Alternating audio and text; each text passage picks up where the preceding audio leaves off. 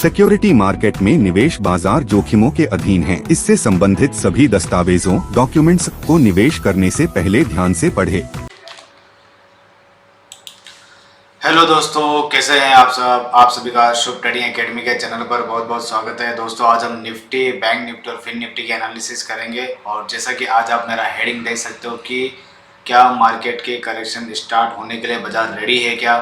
दोस्तों आज हम उसी चीज़ को डिस्कस करेंगे। तो आइए स्टार्ट करते हैं निफ्टी की एनालिसिस से।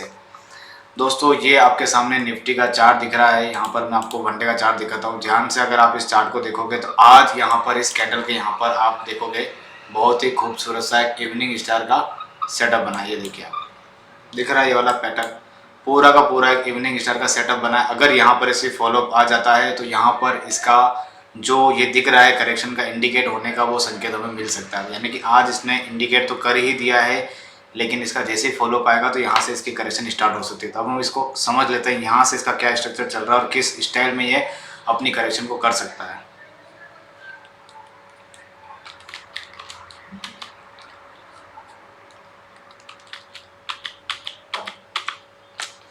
ये आ गए हम दोस्तों निफ्टी के वनडे के चार्ट पर। हम इसको एक घंटे का चार्ट कर देते हैं। यहाँ से जो ये आपको चार्ट दिख रहा है ध्यान से, यहाँ पर इसने अपनी करेक्शन का ए लेग यहाँ पर अपना कंप्लीट करा है, ए वेव ए बी सी करके। उसके बाद में यहाँ पर ये जो धीरे धीरे करके ऊपर जा रहा था, यहाँ पर ये अपने इस स्ट्रक्चर में ए बनाया, यहाँ पर इसने बी बनाया और वापस से यहाँ पर ये जो जा रहा है ऊपर सी के स्ट्रक्चर में ऊपर की तरफ जा रहा है। और ये जो सी का स्ट्रक्चर आप देख सकते हो दोस्तों, इसके अंदर हम इसकी बात करते हैं कि यहाँ पर ये किस करेक्शन के अंदर गया, इसको हम देख लेते हैं एक बार। ये देखिए दोस्तों, यहाँ पर ये ऊपर गया, फर्स्ट वेव कंप्लीट करी इसने। उसके बाद ए बी सी करके यहाँ पर सेकंड वेव अपनी कंप्लीट करी। फिर ये वापस से थर्ड वेव के अंदर निकला, यहाँ पर थर्ड वेव कंप्लीट हुई। फिर इसने इस वेव की ए बी सी करके यहाँ पर अपनी वेव कंप्लीट करी फोर्थ। फिर ये फिफ्थ वेव कंप्लीट करी अपनी यहाँ पर। ठीक है, अब ये फिफ्थ वेव कंप्लीट करी यहाँ पर। ये इसलिए बोल रहा हूँ क्योंकि आज इसने इलेट का जो रूल होता है सी वेव के अंदर 2 और जो 4 की ट्रेंड लाइन होती है वो ब्रेक नहीं होनी चाहिए। तो इसने आज यहाँ पर क्या करा, ब्रेक कर दिया है नीचे की तरफ। ये देखिए 15 मिनट का अगर अब मैं चार्ट लगूंगा तो 2 और 4 की जो ट्रेंड लाइन दिख रही है यहाँ पर वो ब्रेक हो चुकी है यहाँ पर। ठीक है, और 2-4 ट्रेंड लाइन जो ब्रेक होनी चाहिए वो कम समय के अंदर ब्रेक होनी चाहिए आफ्टर 5 लेग कंप्लीट होने के बाद में। तो यहाँ पर ये 5 वेव लास्ट वाले, इसके अंदर पूरे 5 वेव बने 1 2 3 4 5 करके, और उसके बाद में इसने यहाँ पर ब्रेक डाउन करा है। इसका मतलब एक घंटे के चार्ट पर वापस से मैं चला जाता हूँ तो 2 और 4 की जो हमारी ट्रेंड लाइन है वो यहाँ पर ब्रेक हो चुकी इस वाले पॉइंट पर। तो यहाँ पर ये पैटर्न जो है ये ऊपर की तरफ में यहाँ पर कंप्लीट हो चुका है। तो अब हमें कल और परसों में क्या ध्यान में रखना और कैसे हमें पता चलेगा कि इस पूरे बड़े करेक्शन की यहाँ पर ए और यहाँ पर बी कंप्लीट हो जाएगी, क्योंकि ए बी सी करके यहाँ पर बी वेव कंप्लीट हो जाएगी और फिर हम वापस से सी वेव बनने की तरफ नीचे आ जाएंगे। ठीक है, अब उसके लिए हमें ये यहाँ से जो फिफ्थ वेव निकली है ये वाला जो पॉइंट है 22,220 और 22,225 का जो ट्रेल ऐसा लिख रखा है मैंने, ये वाला लेवल अगर कल ब्रेक हो जाता है, टेस्ट भी हो जाता है सपोज करो, तो पैटर्न यहीं पर कंप्लीट हो जाएगा और हम यहाँ से डाउन साइड के लिए रेडी हो जाएंगे। ठीक है, और नीचे कहाँ तक आ सकते हैं, बी जो है वो इससे थोड़ी सी ऊपर की तरफ बनी हुई है। ठीक है, इस वाले पॉइंट से 400 पॉइंट ऊपर है। तो ये जो डाउन साइड का जो आपको पॉइंट दिख रहा है ये वाला, यहाँ पर हम लाइन खींच देते हैं।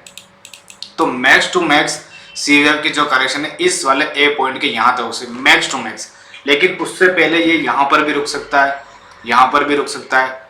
उससे पहले कहाँ पर रुक सकता है, इस वाले पॉइंट का 62%।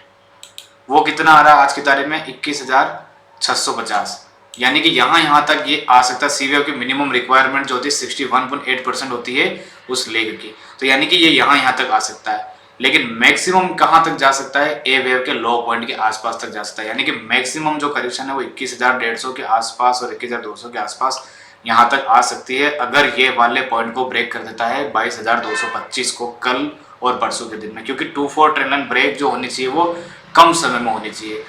ब्रेक तो हो चुकी है, यहाँ पर ये वाला पॉइंट भी रिट्रेस हो जाना चाहिए। तो कल का दिन ही डिसीजन का दिन है, यानी कि कल के दिन ही इसको यहाँ पर इसको टेस्ट कर देना चाहिए अगर वाकई में नीचे इसको जाना है। तो अगर ये कल के दिन में ही इस लेवल के पॉइंट को टेस्ट कर लेता है तो फिर क्या होगा, निफ्टी का ये बी वेव जो है यहीं पर कंप्लीट हो जाएगा, फिफ्थ वेव कंप्लीट हो जाएगी और सी वेव के डायरेक्शन में हम नीचे की तरफ गिर जाएंगे।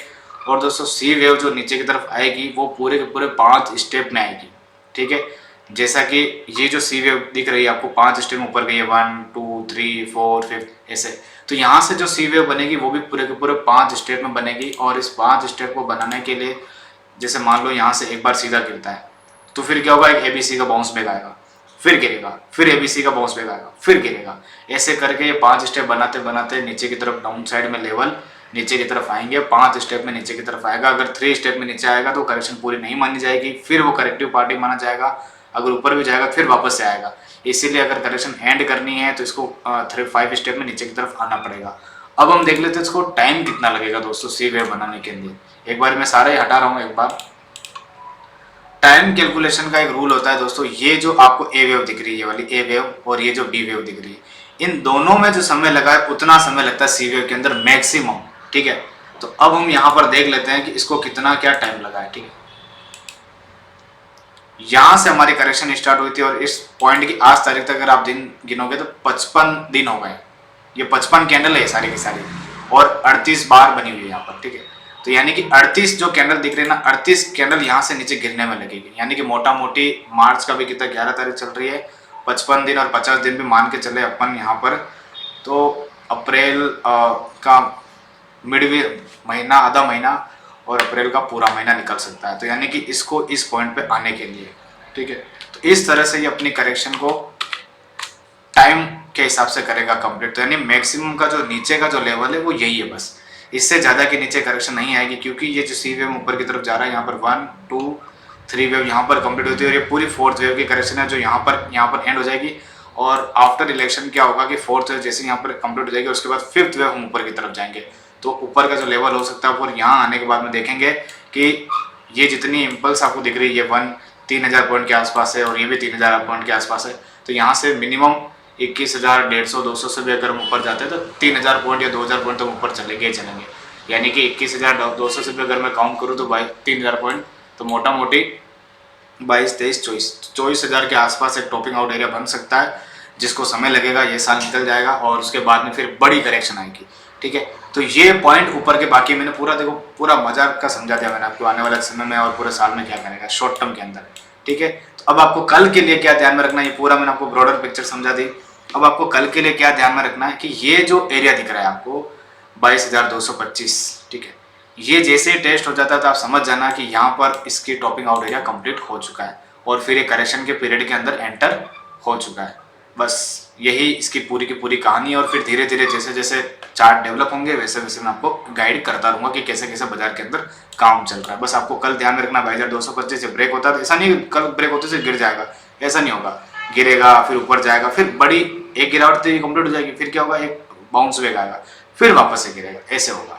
तो यहाँ पर हमें कंफर्मेशन मिलेगी कि हाँ ये गिर रहा है, ठीक है, फिर बाउंस बैक लेगा, फिर हम वहाँ पर देखेंगे, फिर से सेल करने की अपॉर्चुनिटी बनाएंगे यहाँ पर और फिर ये नीचे की तरफ डाउन साइड में जाएगा और हम इस फिर कौन सा स्टॉप लॉस फॉलो करेंगे, ये वाला स्टॉप लॉस फॉलो करेंगे सेल के लिए, ये वाला, इसके ऊपर नहीं जाना चाहिए पैटर्न कंफर्म करने के बाद में।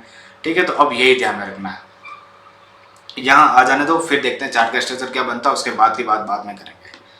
मान लेते हैं कि यहाँ नहीं आता है और कल यहीं से ऊपर की तरफ चला जाता है तो क्या होगा, ये जो 2-4 की ट्रेंड लाइन दिख रही है इसके अंदर आना चाहिए बाजार को, यानी कि ये इस ट्रेंड लाइन के अंदर आ जाता है तो हम इस स्टॉप लॉस को मानते हैं, मानेंगे यहाँ से और ऊपर जाएगा, फिर ये नीचे घूम के आएगा।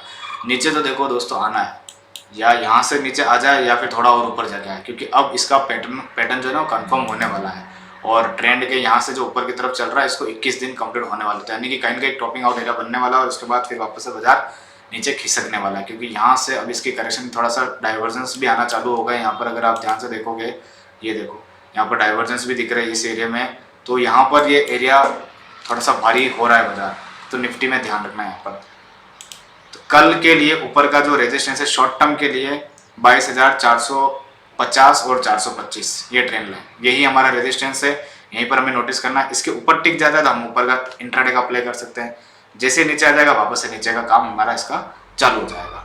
तो ये मैंने बहुत अच्छे से समझा दिया आपको निफ्टी के अंदर। ठीक है, अब हम बात कर लेते हैं बैंक निफ्टी की। बैंक निफ्टी को दोस्तों लेवल के हिसाब से समझ लेते हैं फटाफट से। ये इसकी फर्स्ट, ये सेकंड और ये थर्ड के अंदर यहाँ पर कंप्लीट करके इसने फोर्थ यहाँ पर कंप्लीट कर ली है, यहाँ पर ये वाला। तो डाउन साइड इसका जो लेवल है 20,800 का लेवल है, यहाँ आने के बाद में सीधा नहीं गिरेगा, वापस से बाउंस बैक आएगा, थोड़ा ऊपर जाके फिर से वापस से नीचे की तरफ आ सकता है। तो बैंक निफ्टी के अंदर मेरे को थोड़ा सा कन्फ्यूज़न है, क्योंकि ये 1 2 3 यहाँ बना रहा है, फिर 4 बनाएगा, फिर 5 बनाने ऊपर की तरफ जाएगा, फिर निफ्टी इसको कैसे हैंडल करेगी, आई डोंट नो कि कैसे क्या काम होगा। तो देखना पड़ेगा कि बैंक निफ्टी के अंदर ये जो लेवल है मेजर, यानी कि अगर डाउन साइड का लेवल अगर मैं ध्यान से देखूँ तो ये पूरी एक इम्पल्स जो है ना वो ब्रेक नहीं होनी चाहिए। वो ब्रेक हो जाएगी तो इसका टॉप यहीं बन जाएगा और फिर वापस से बैंक निफ्टी नीचे गिर जाएगी। वो हमें कैसे पता चलेगा?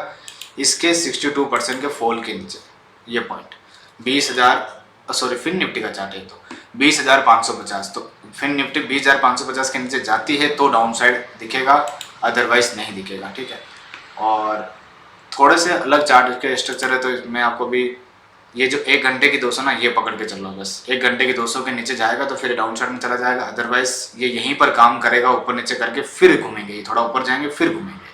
ठीक है, उसके बाद में अगर हम बैंक निफ्टी की बात करें तो बैंक निफ्टी की जो मैंने यहाँ पर लाइन खींच रखी है, ये जो लेवल खींच रखा है 47,250, तो 47,250 का एरिया अगर नीचे ब्रेकडाउन करता है तो जाके डाउन साइड के लेवल खुलेंगे, अदरवाइज ये इसकी करेक्शन यहीं पर खत्म हो जाएगी, फिर एक फिफ्थ वेव बनाने ऊपर की तरफ जाएगा।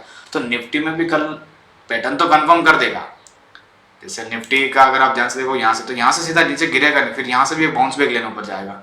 तो हो सकता है उसके बाउंस बैक में बैंक निफ्टी और फिन निफ्टी जो है ये और बैंक निफ्टी ये अपने ऊपर के टारगेट कंप्लीट कर फिर नीचे आए वापस से।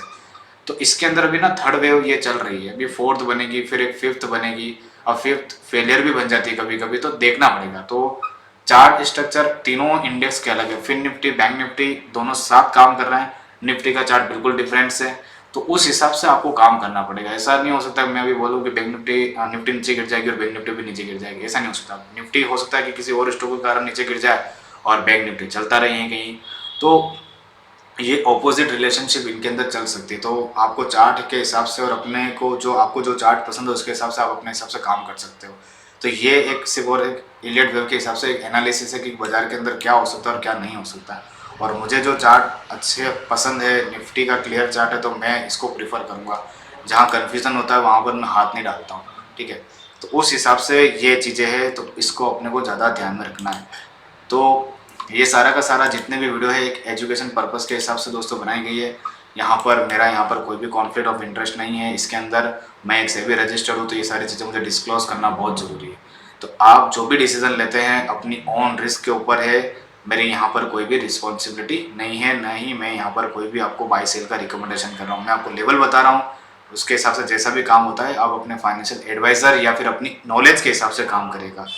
यहाँ पर इलियट के हिसाब से मैंने आपको स्ट्रक्चर समझा दिया है कि बाजार में क्या हो सकता है और क्या नहीं हो सकता है। तो आज की वीडियो को मैं यहीं पर वाइंड अप करूँगा। दोस्तों मेरे वीडियो को लाइक, सब्सक्राइब और शेयर करना बिल्कुल भी मत भूलिएगा, और वीडियो को शेयर करना भी बिल्कुल भी मत भूलिएगा। Thank you so much.